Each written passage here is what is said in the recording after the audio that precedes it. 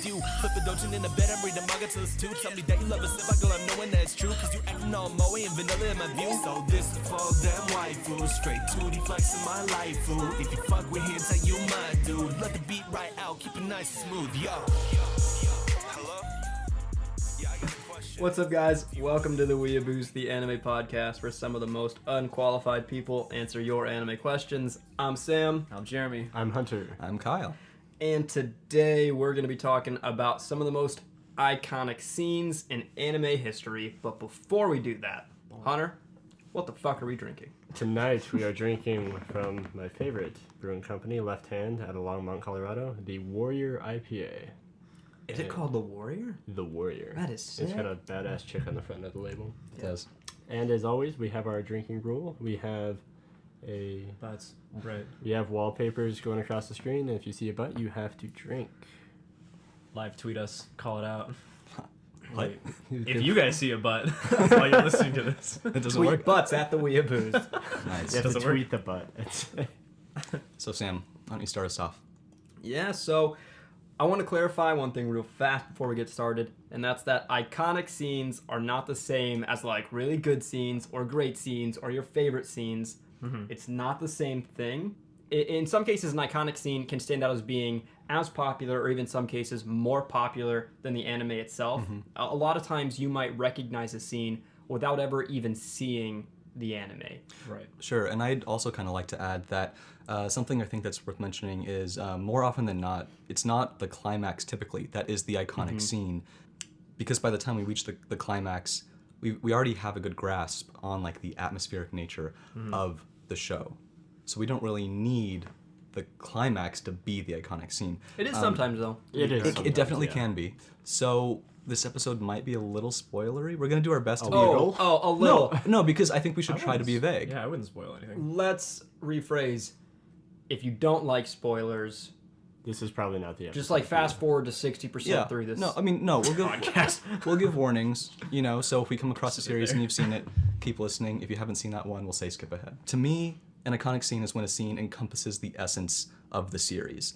In that scene, the visuals perfectly reflect the narrative. Like, it could be a single frame. Think of what an icon is. It's the thing regarded as a representative symbol of something much bigger than that thing. To simplify it, it's typically the image that comes to mind when someone names the anime. You know, scenes that have been referenced and parodied over time. That is an iconic scene. Exactly. Something that really defines what the anime tried to do. Like, it may be a good anime overall, but you said it wouldn't be the climax, obviously. It would be... It can be. I mean, it it doesn't definitely necessarily can have be. to. It doesn't have to be. But it has to, like...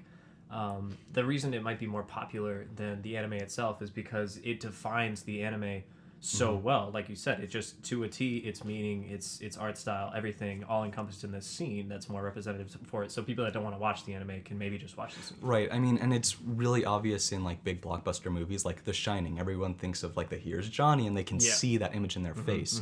Or like the Star Wars Luke, I am your father. father. Like that, those moments. Right. Yeah, even if you've never heard of like Star Wars outside of that scene, that would be the one. You thing know that the line know without about. knowing the story. Sure. Right. Yes. And one of the last things you said before that actually was that they're the scenes that just get referenced over and Yeah. over again. And kind of like right on that note, the first one I thought of when we were doing iconic scenes was the like bike chase scene in Akira. Yeah. Because I thought of that too today, actually. yeah, when it comes to like iconic scenes, the scene where like, well, obviously the whole scene, but the moment, like when what's the dude's name? Shotaro? I think that's like the guy Shotaro. the guy who has like the short hair, the guy who's actually riding the bike. Kaneda? Oh, I think Shotaro is his last name. That's his name. They just scream like Kaneda! Kaneda! Right, yeah, okay, that dude. Yeah. So he like slides on his bike. the sideways. Motorbike he's like slide. slides on his bike to like kind of make a U-turn and go back the other direction. But that frame, like that scene, Oh, yeah, I've is seen done it. over and over Seen and it over. 1,000 times, yeah. Yeah. It's even like the cover of like some version of the show, I think, or like there's tons of wallpapers about Yeah, it. yeah. Okay, but let's say like why is that so iconic? It that's a really good question. Okay, well, it kind of fits some of the themes. I would say there's a lot of like recklessness in Akira. The like it definitely captures the art style. Like you get like smoke coming out, or I mean, smoke coming out of the tires and Like electricity almost. yeah. So much of the movie, aside from the psychological aspect, revolves around the aesthetic. And in that frame, it's almost, if I'm remembering correctly, it's kind of the slowing down point of that big bike chase. Right. Yeah. And so when that finally comes to a conclusion, we as the audience can kind of take a breath out, and we know the direction this movie is going to go. We just saw like people getting run over by motorcycles and this huge chase, and it's almost like a relief. And when we finally see that like epic slide, Oh, here it comes. it's like we know what we're in store for. Mm-hmm. That's why I think it's iconic. Totally. It was sick. It was sick. It was very cool. The next scene is like, at least for me, really, it's like a cheap answer, but like I can't help but answer it, which is like Super Saiyan for the first time ever. The very first Super Saiyan? Very first Super Saiyan. Okay. The shit. I can't forget when I was a kid, like just getting chills and just wanting to watch it over and over and over. But like at that time, you couldn't just go online and rewatch the scene over and over. So, oh my god. And I think the reason that was so epic, and this is similar to a lot of the ones you'll see in shonens. Another example is like in Hunter x Hunter when Gon like fucking turns into a fucking man in like so many more ways than one. There is this huge buildup. It is the most hype moment possible. In both of those shows, it was like this it was hundreds of episodes, over 100 episode buildup to like this one moment. And that's kind of where it can be the climax. There's this humongous, long buildup to this amazing climactic moment, and it finally happens. Yes. And when something lives up to that amount of hype, it's just, you never forget it, you know? For the exact same reason. I mean, probably most shonens have a similar iconic moment. Right. And it's when they kind of unleash their first big power. And for me, what comes to mind is Ichigo in Bleach when he gets his Bankai for the first time. And it's, the Bankai in the Bleach universe is the most powerful thing anyone can achieve, at least at that point in the series. Yeah. And Ichigo, who's like a complete novice, I mean, he, works his ass off. Dude, that moment he comes back and, kind of spoiler alert here. It's Bleach. Watch it's out. Fucking saves Rukia. Yeah. Oh my tits when she's about to get. Oh, dude, that was like the coolest scene. Yeah. Ever. But what's so cool about it is like, as we're watching Bleach, we see these huge Bankai that are like taller than skyscrapers, and they have these insane abilities. And we finally see Ichigo's Bankai, and it's so small. Yeah. It's like nothing. And Byakuya laughs. He's like, "That's not a Bankai. It's incomplete." And then he's like, Ichigo's right up in his face and like almost slits his throat. It was so fucking cool. So just back to Dragon Ball. I think the big thing that makes that scene, because I think that there's a couple runner-up scenes in Dragon Ball. Like there are. One I would say is like the Super Saiyan 3, which is it is iconic, and it's almost. I think that's it's more iconic almost because people laugh at it, because that's like the epitome of everyone like making fun of people yelling for 3 episodes and then getting longer hair. Like Right. that's where it comes from. I think it's more popular amongst the people who are already fans of the show. Right, but I do think that the reason that the first Super Saiyan is so like impactful is because So pure.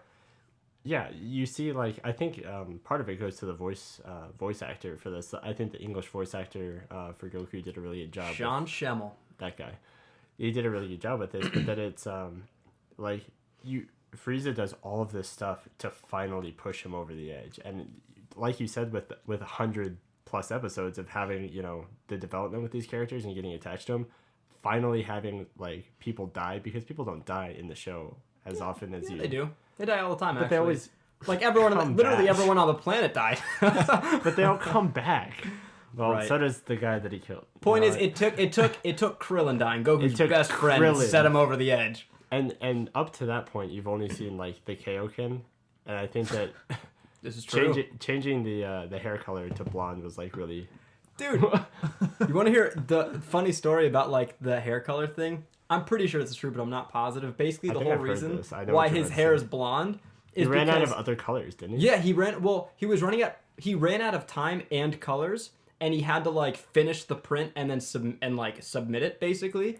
and all he had on him was basically yellow, and it just so happened that yellow is like the fastest color to dry. So he's like, okay, fuck it, yellow hair, and it just turned out to be amazing. Yeah, so Yeah, it many turned out things to be- happen that way.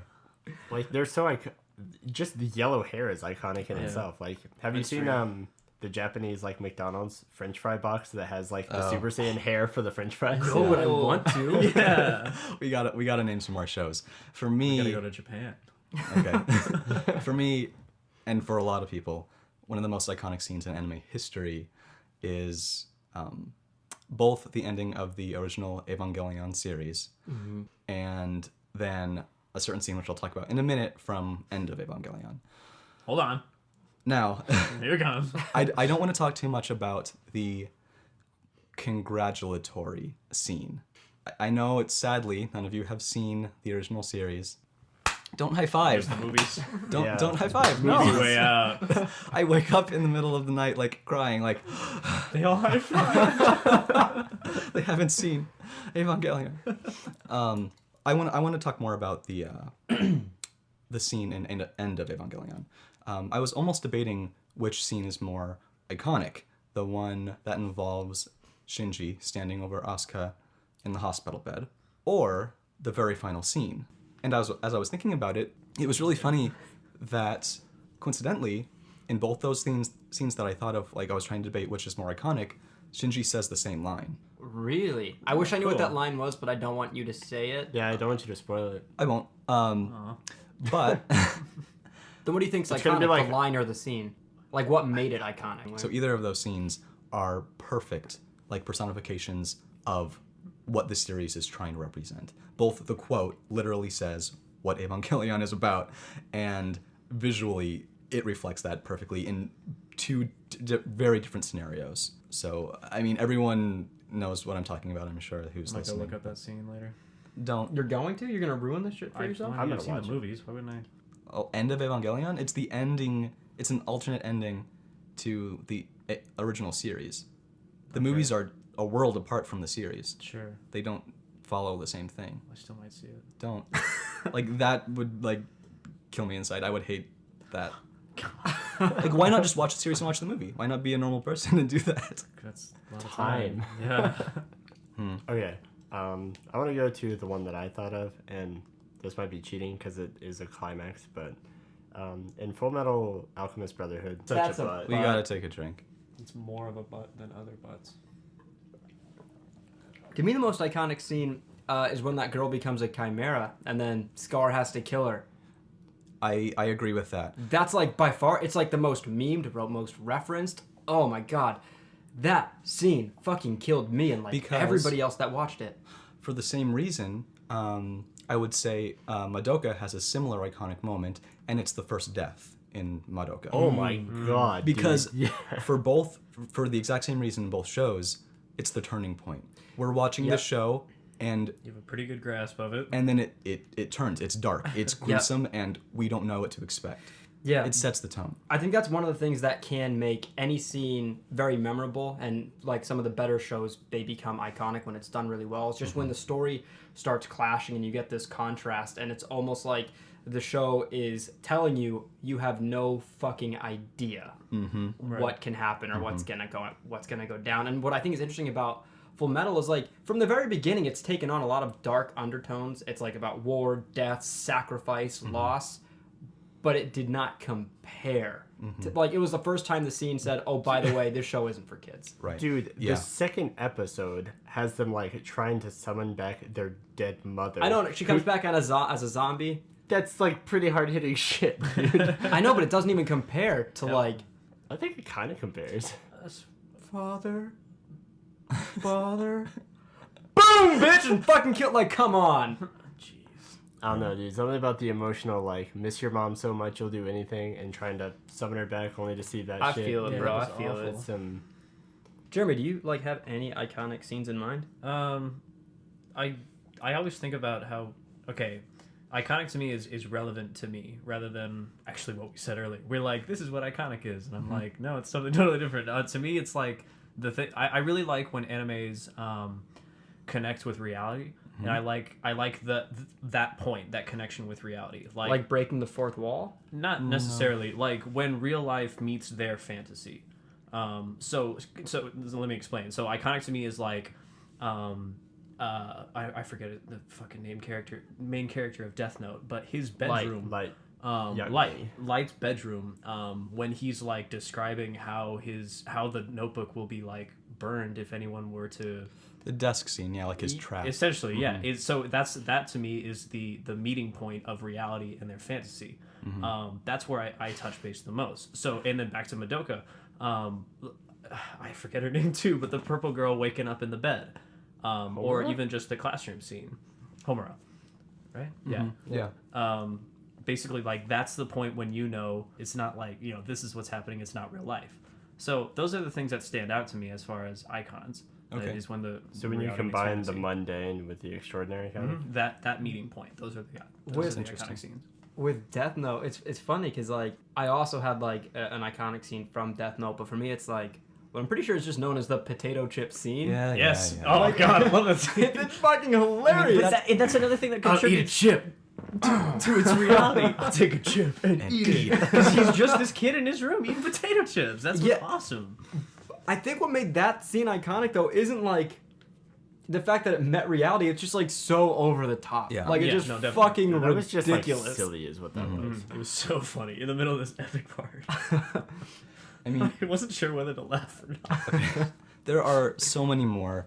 Like, there's the midpoint of Gurren Lagann. There's, like, the concert scene in Kids on the Slope. There's, like, the cliff scene in Robotics Notes. When Ippo does, like, the first Dempsey roll. Trigun is a really big one. When Vash is pointing the gun at, like, his first enemy in that really tragic moment. It's, like, pure chaotic evil versus lawful good. And that evil is truly doing everything in his power at the cost of his own life to make the hero fall. And it's only like midway through the series. It's incredibly tragic. But I think before we wrap up, we should talk about Bebop. I was just about to. The second you said Vash, I was like, oh, Bebop. Yeah. I didn't want to decide on an iconic scene for Bebop. Well, yes, okay. I knew everyone's going to bring up... Actually, I have a different one, though. I do, too. Everyone's going to bring up the final line. But the most iconic moment in Bebop, to me, is when Spike... It's in the same episode. It's in the last episode when Spike gets all up in Faye's face before he leaves to go, confront Vicious. And he says, like, look at my eyes. And then he proceeds to tell Faye this very intimate detail about himself. And she even says, stop. You've never done this before. Yeah. You've never told me anything about yourself. Why are you doing this now? And that interaction, the scene itself, the way Spike is framed next to Faye, the dialogue, that represents Bebop. I have a different one. Okay. But it's super different than yours. Like, mine's much more lighthearted. Where he's sitting in the space shuttle, way above, way up in the sky. Everyone on like the ground level is really stressed about it, like going and crashing into the Earth or whatever planet it's on. I have no idea. But there's a scene where, I mean, he's always lighting a cigarette and like he'll say some sort of snarky line. Mm-hmm. But one that he repeats pretty often is whatever happens, happens. Yeah. And I think that when he's sitting there above, like way above some planet in the spaceship that could very well collide in like a horrible explosion killing him, he lights a cigarette and just says whatever happens, happens. Yeah. I think that really embodies the feel of Spike as a person, is that he's just like, he goes with whatever life gives him. Okay, yeah. Lives his life like that. That's fucking dope. I totally forgot about that. Yeah, I think that's probably my favorite line. Like, Bang is so goddamn good, but whatever happens, happens is probably like, that's my hipster favorite line of the series. Totally. Let's answer a question. Totally. Let's do it. We have a question from Yosu Ortiz. Hi, I just want to ask a question for the podcast. How do you guys feel about the localization process of anime and games, and in what instances do you think it has worked out or not? Some that come to mind are anime and games like Sailor Moon, Cardcaptor Sakura, the Persona series, or more recently, Precure, which because of some major reasons like sexuality or less major like simple cultural differences can affect the quality of the show. Drink to that. Holy shit. What the? What Yeah. even is I mean, that? there's like at least a quarter of a butt in that scene. What's That that is from? so much more butt than anyone Shimonetta, take a drink. and could exist. Damn. Voluptuous. She's like 40% butt. I'm gonna start over.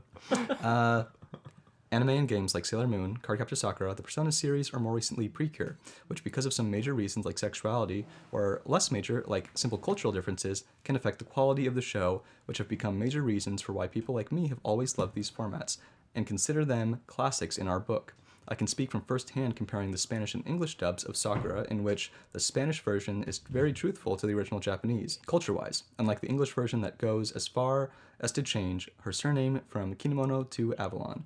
P.S. Sorry for making this message so long. I just really wanted to say that I really love the podcast and wish you guys all the luck and success in the world. You're the best. Thank you so much. You're the best. So what do you guys think about the localization process? Fuck censorship. Well, okay. That's a strong opinion. Please expound. Yeah. Say that's all the parents trying to keep it from their kids. Right. So, fuck censorship, and I mean that in a lot more ways than one. Like, not just literally fuck censorship, but I like to view things in their purest form, the way they were intended to be viewed. Agreed. So I don't like it when things are changed or altered to fit a different agenda. I think that's bullshit. Totally. Yeah, it's almost stereotyping Americans. It's like, oh, they can't handle this, so we have to cover it up for them. I mean, I kind of look at it from two perspectives. I like the fact that we have people to localize things, so it makes it more easily purchasable. You know, we can buy these things for, you know, not outrageous prices. But at the same time, they are going to compromise it. It could be the dubs, it could be the translation, it could be so many things, censorship. Do you prefer paying extra for the original thing? I don't, but I just kind of ignore the extra work they put into it that just takes away from the original in the first place, like the dub, for instance. Right. But think about how many people would never have I don't know if I would have gotten I like subs now, but I don't know if I would have gotten into anime as heavily if I couldn't watch some dubs first. Right. Right. Exactly. Same here. I mean, it's a good thing. Totally. Okay. But at the same time, even though it's cheaper for us to buy and like get our hands on, it just does nothing for the Japanese market. They don't gain anything from localizing. Except from maybe diehard fans. Like, what if, like I said, tell that to the parents. What if like they wouldn't be allowed to watch it if it was only aired uncensored? But if it was aired censored, no matter how much, and that let this percentage of kids be able to watch it and love it. Right. Yeah. I think it helps. Even there. a more tangible reason, like take me for instance, I've watched the Funimation localization of some sort of show, and I liked it enough to get more into anime, and I went to Japan and actually bought anime merchandise. Like that exactly. directly supports them. There are just so many intricate details. There's a lot of pros and there's a lot of cons. Yeah. But I feel like at the end of the day, I feel like whoever's localizing it should keep it As pure as possible. Yes. Right. I do agree to Please, that. yes. One more thing before we move on to what we're watching. What is the best thing any fan can do for us? For us? For us. Leave an iTunes review. Yo, iTunes review high. Lots of views. Drink to that. I gotta take a drink real quick.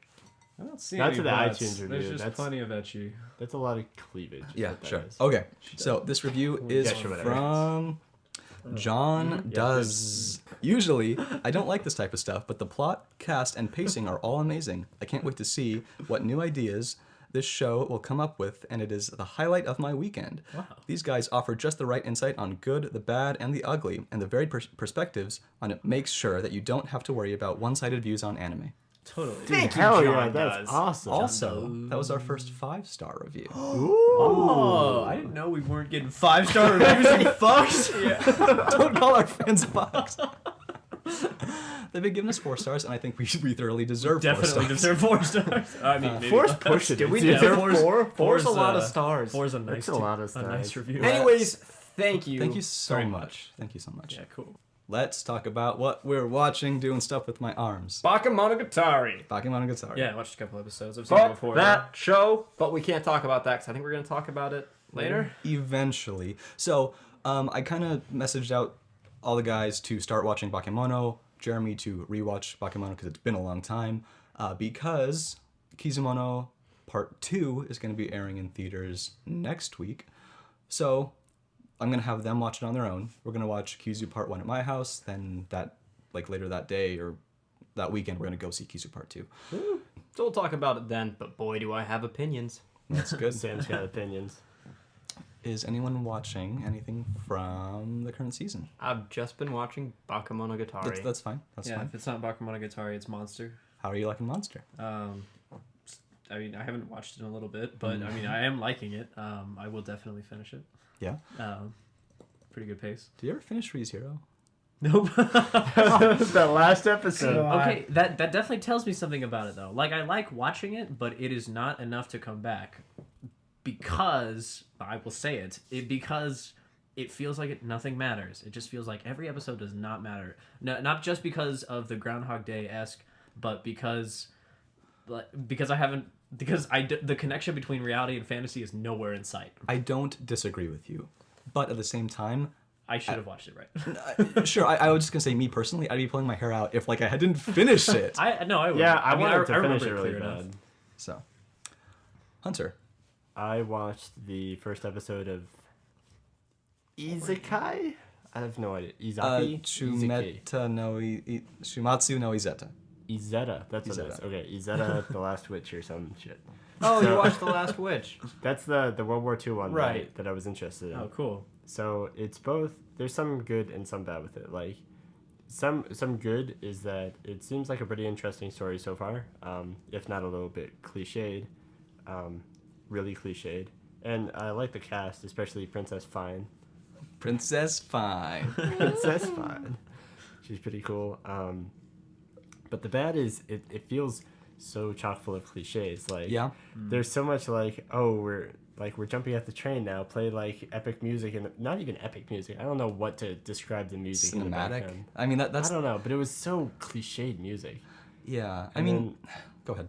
I don't know, like the entire like opening of this capsule, like to me felt really Code Geass-y. Like the first time you meet C2. Sure. That's like all I kept, comparing it to, and it doesn't seem like it was done as well as the Guilty Crown version of that. Sure. There was some bad bits with the cliche, but the good bits are like flying on a gun as a witch broom. That's fucking awesome. That's some good bits. That was some good bits right there. And then as cliched as the story seems, it seems to have been set up pretty well. Yeah. So right now it's a 3-episode and then make a decision anime for me. That sounds right. Everything I've been watching, like nothing's gone downhill that I liked. If I didn't like it, it either got worse or it's just going to stay average. With the exception of Drifters. Drifters is getting a lot better. It had kind of a mediocre first episode, I'll admit, but I just watched episode 3, and it proved to be a lot more interesting. You might want to check that out. It might be more your style. It's a little bit more gritty. Which one's Drifters? Drifters is the one where these historical figures, like on their deathbeds, essentially, like people who we thought died, get magically teleported to a magical world and they're forced to fight in this war. Oh, okay, cool. I really That's wanted pretty to cool. try So we that. have like prominent Japanese figures like Nobunaga. Is that the only prominent Japanese? Yeah, I mean he's in every anime ever that involves Japanese history. So it's him. There's like World War II pilots. There's Joan of Arc. Like they're all fighting, but they're not like they do have somewhat superpowers, but there's even a lot more to what we see on the surface. We know that there's this very strange war happening between these gods who are kind of playing with these historical figures. There's like two sides. It's very... That sounds so Fate Zero. It's similar. Yeah. It's similar, but the Fate style is Zero different. was good. That's a good thing Yeah, to yeah, take yeah. after. So I would check it out. A few other things. Haikyuu is staying pretty hype. We're getting into the big game. Big volleyball match. Yuri on Ice had a cool and sexy dance off. Keijo, Let's gloss over that. yeah. Keijo this episode was a little lacking in the booty action, but there was some plot development. The main girl's training to master the butt vacuum cannon. That's very appealing. Ew. I know, that doesn't Butt even vacuum sound cannon. attractive, right? But And she is then enhancing. I guess one other thing real quick is Flip Flappers. I am thoroughly enjoying. Like I said before, each episode is like incredibly unique, and it's just like unlike I don't want to say dumb as anything. the name of it is, I might give it a shot. I don't know if you'll like it as much as I do. I kind of like this very poppy, colorful, I like poppy colorful. bizarre Like adventure. This wallpaper. But we're finally getting story. We're finally getting plot in Flip Flappers, which is going to be interesting. I'm liking it. But let's wrap up real quick. Get No. I'm so drunk. Please keep sending us questions and episode topics. You can send those questions to us at the Weeboos on Twitter, theweeboos@gmail.com, and to myself at Secret Otaku on Tumblr. We want to get the word out, so continue to reblog our episodes or tell your friends, share it on YouTube, whatever you want to do. If you have the time, please give us an iTunes review. Those are fantastic. And we want to thank Hentai Dude for our intro music and Kid Boo for our outro music. And like always, get drunk. And Anime. See you guys next week. You can catch me smoking a sour off the coast of Okinawa. Feeling so high like I'm Hobo in that tower. Take a flight on some shit. Got my dogs riding beside me, blazing hot. That's kamikaze, sacred fire. Don't be mad, I'm lit. Catch me smoking a sour off the coast of Okinawa. Feeling so high like I'm Hobo in that tower. Take a flight on some shit. Got my dogs riding beside me, blazing hot. That's kamikaze, sacred fire. Don't be mad, I'm lit.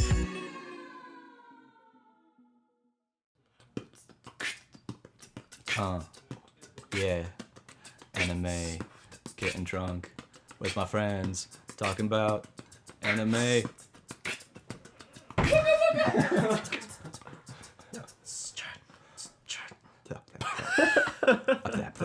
Is he talking about us? Hey, get that. Yes. We have a great plot. Yeah. You should see our plot. I think that's what- Sam's Usually- got some pretty big plot. So, Usually, guys. no, none of your plot. Sam, don't pull out your plot.